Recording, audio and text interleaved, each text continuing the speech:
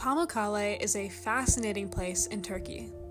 A huge tourist destination, most people go to see the calcified white cliffs.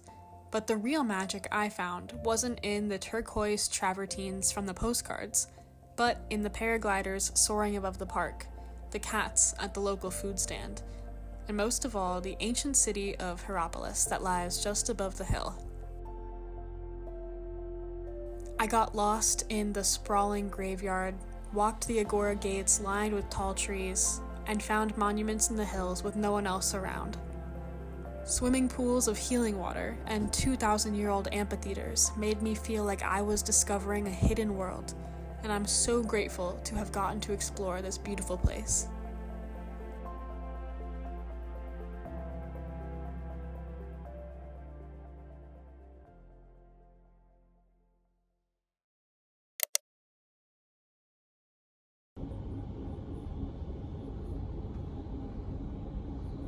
Hello everyone, I just got dropped off in Pamukkale. I took the minibus from Denizli.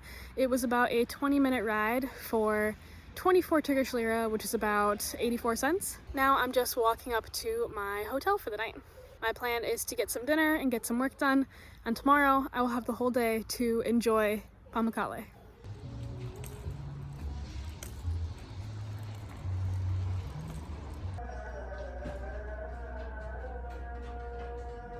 Hello everyone, we're on our way. I got a water and I'm hoping there's food somewhere up here because I'm very hungry.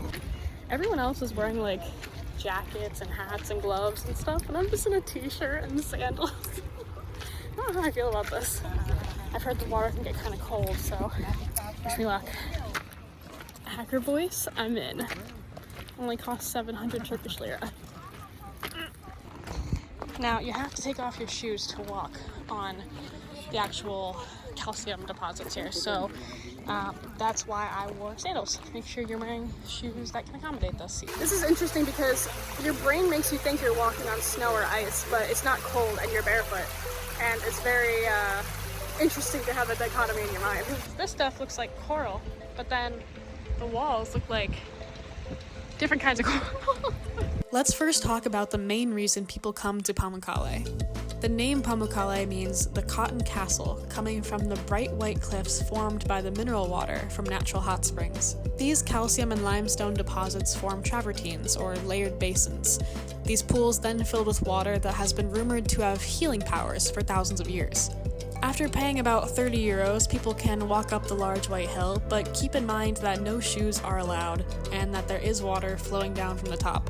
The water is cold at the bottom, and the ground feels like coral under your feet. The further up you go, the warmer the water gets. Algae growing in some parts near the top makes the end of the walk rather difficult, but it's all worth it because this place has way more to offer on the other side of the cliff. Heiropolis, the ancient city that was once known for its water with healing powers. Like many other tourists, I had no idea that this archaeological site was here or that it was this large. There's a museum to tour for an extra fee, however, I'm a fan of wandering alone in these types of places to really imagine what life was like in ancient times, when cities like this were at their peak. This valley must have seen so many stories, and not for the first time do I wish I had a time machine. So the prices of food and drinks up here are really expensive, but since I haven't had anything to eat or any coffee today, I'm gonna do it.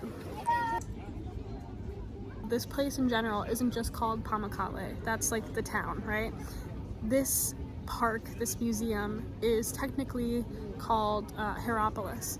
And so there are tons of ruins here, lots of history, and I can't wait to explore. The main attraction for most people after the cliff is the Cleopatra Antique Pool, a UNESCO World Heritage Site which served as a spiritual center and spa in ancient times. There used to be a temple of Apollo as the god of medicine surrounding the once 15 pools. However, an earthquake in 692 AD collapsed the temple, leaving pieces of its structure in the water. There's a legend that says Mark Antony designed the area as a gift for Cleopatra. However, there's no proof to say if she ever visited the pools. The water itself comes from natural springs and is believed to cure illnesses such as stomach and heart disease, skin problems, and rheumatism, thanks to the water being so rich in minerals like sulfur and silica. Although there is only one pool now, it is open to the public, and it's 300 Turkish lira to swim. There are water pumps where visitors can simply wash their hands if renting a locker and spending an hour or two in the water isn't for you.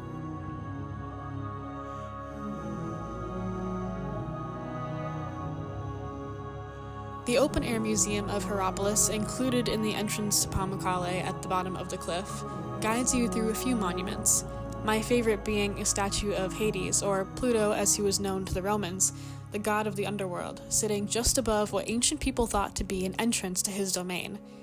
Called the Gate to Hell, there is a cave that is full of toxic carbon dioxide gas where priests and priestesses used to sacrifice animals. Other monuments include a Temple of Apollo and a massive amphitheater, which is where most people turn around and go back. However, just beyond that, if you're willing to hike for a few minutes, there are smaller ruins that you're able to walk through, which house the tomb of the Apostle Philip, just found in 2011.